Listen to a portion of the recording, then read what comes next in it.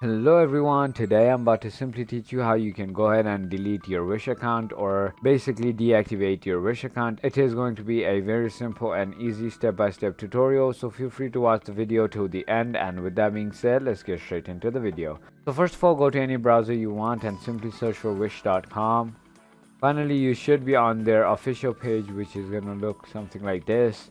So on the right, go to the profile icon on the top right, as you can see, which has your profile basically on it, and then simply click on settings, and finally go to account settings up here, and then scroll down all the way until you see and click on manage account.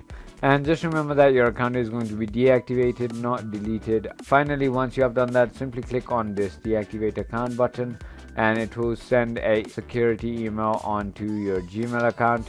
And finally, once you have gone ahead into your account and finally accepted it, you will successfully delete your Wish account. So if you thought this video was informational, feel free to hit that subscribe button, hit that like button, and thank you for watching.